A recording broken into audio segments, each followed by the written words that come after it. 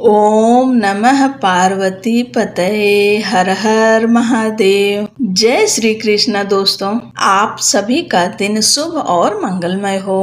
भगवान भोलेनाथ और माता पार्वती अपनी कृपा और अपना आशीर्वाद आप पर और आपके पूरे परिवार पर सदैव बनाए रखें। भगवान भोलेनाथ की कृपा से आज हम सब श्रावण मास महात्म्य के 8वें अध्याय में आ गए हैं। अगर आप सब इसके पहले की कथाएं नहीं सुने हैं तो अवश्य सुन लीजिए, तभी आपको पुण्य फल की प्राप्ति होगी। कथा को हमेशा पूर्ण रूप से सुनना चाहिए, आधा अधूरा नहीं सुना जाता है। चलिए आज हम सब 8वें अध्याय का श्रवण करेंगे। आप सभी भक्तों का आज की कथा में हार्दिक स्वागत है। 8वें अध्याय में श्रावण मास में किए जाने वाले बुद्ध गुरु व्रत का वर्णन है। ईश्वर बोले, हे सनत कुमार, अब मैं समस्त पापों का नाश करने वाले बुद्ध गुरु व्रत का वर्णन करूंगा, जिसे श्रद्धा पूर्वक करके मनुष्य परम सिद्धि प्राप्त करता है। ब्रह्मा जी ने चंद्रमा को ब्राह्मणों के राजा के रूप में अभिषिक्त किया। किसी समय उसने रूप तथा यौवन से संपन्न तारा नामक गुरु पत्नी को देखा। उसकी रूप संपदा से मोहित होकर वह काम के वशीभूत हो गया और उसे उसने अपने घर में रख लिया। इस प्रकार बहुत दिन बीतने पर उसे बुद्ध नामक एक पुत्र हुआ, जो बुद्धिमान, सौंदर्यशाली तथा सभी शुभ लक्षणों से युक्त था। गुरु बृहस्पति को ज्ञात हुआ कि तारा चंद्रमा के घर में स्थित है। तब उन्होंने चंद्रमा से कहा कि मेरी पत्नी को वापस कर दो। अनेक तरह से समझाने पर भी जब चंद्रमा ने तारा को वापस नहीं दिया, तब बृहस्पति ने देवताओं की सभा में जाकर देवराज इंद्र को यह वृत्तांत बतलाया और कहा, हे शक्र, आप देवताओं के राजा हैं, अतः अपनी आज्ञा से आप उसे दिलाएं, अन्यथा उस चंद्रमा के द्वारा किया गया पाप आपको ही निसंदेह लगेगा। क्योंकि शास्त्र निर्णय के अनुसार राजा के द्वारा किए गए पाप को राजा भोगता है। पुराण में भी ऐसा कहा गया है कि दुर्बल का बल राजा होता है। गुरु का यह वचन सुनकर चंद्रमा ने कहा, मैं आपकी आज्ञा से तारा को तो दे दूंगा, किंतु इस पुत्र को नहीं दूंगा। शास्त्र के अनुसार विचार करके देवताओं ने उस बुद्ध को चंद्रमा को दे दिया। इसके बाद गुरु को उदास देखकर देवताओं ने उन दोनों को वर प्रदान किया। हे चंद्र, अब तुम घर जाओ, यह तुम्हारा भी पुत्र है और बृहस्पति का भी है। यह तुम्हारा पुत्र ग्रहों में प्रतिष्ठित होगा। हे सुराचार्य, आप यह दूसरा भी शुभ वर ग्रहण कीजिए कि जो बुद्धिमान व्यक्ति आप दोनों बुद्ध गुरु का व्रत मिलकर करेगा, उसकी संपूर्ण सिद्धि होगी। यह सत्य है, इसमें कोई संदेह नहीं। शंकर जी के लिए अत्यंत प्रिय इस श्रावण मास के आने पर जो लोग बुधवार तथा बृहस्पतिवार को पूजन व्रत करेंगे, उन्हें सिद्धि प्राप्त होगी। इस व्रत में दही तथा भात का नैवेद्य व्रत सिद्धि में मूल हेतु है।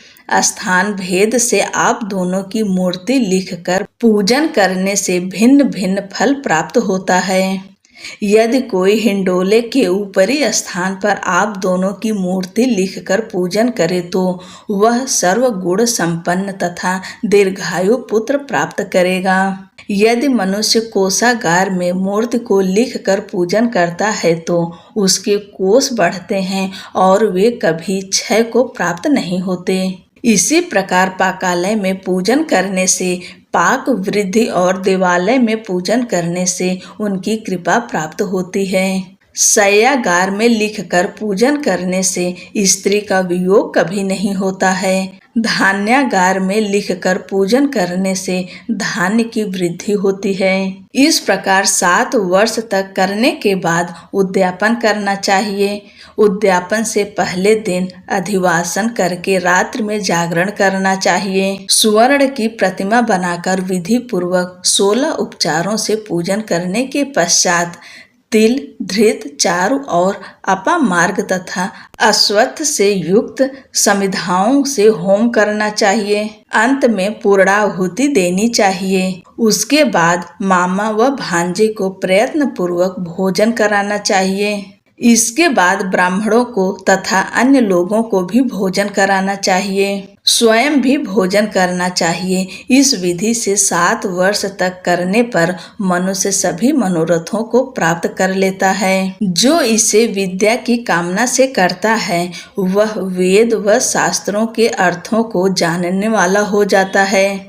बुद्ध बुद्धि प्रदान करते हैं और गुरु बृहस्पति गुरुता प्रदान करते हैं। सनत कुमार बोले, हे भगवान, आपने जो यह कहा कि इस अवसर पर मामा तथा भांजे को भोजन कराना चाहिए, यदि बताने योग्य हो तो इसका कारण बताइए। ईश्वर बोले, हे सनत कुमार, पूर्व काल में अत्यंत दीन तथा दरिद्र कोई 2 ब्राह्मण थे।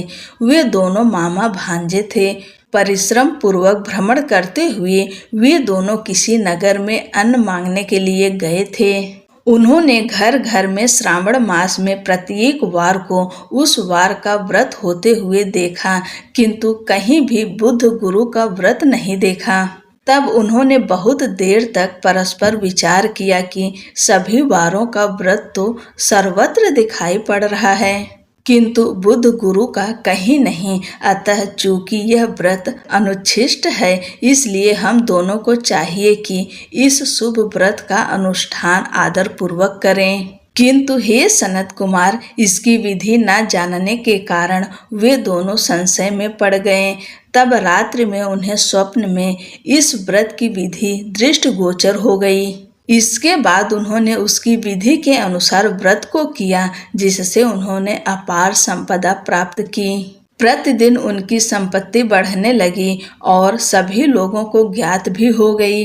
इस प्रकार 7 वर्ष तक करके वे पुत्र व पौत्र आदि से संपन्न हो गए।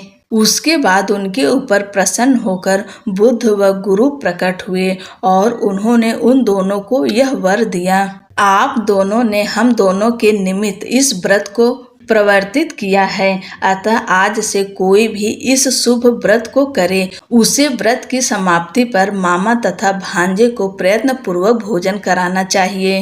इस व्रत के प्रभाव से उसे सभी कामनाओं की परम सिद्धि हो जाती है और अंत में चंद्र सूर्य पर्यंत उसका हमारे लोक में वास होता है। इस प्रकार श्री स्कंद पुराण के अंतर्गत ईश्वर सनत कुमार संवाद में श्रावण मास महात्म्य में बुद्ध गुरु व्रत कथन नामक 8वां अध्याय पूर्ण हुआ। बोलो बृहस्पति देव भगवान की जय।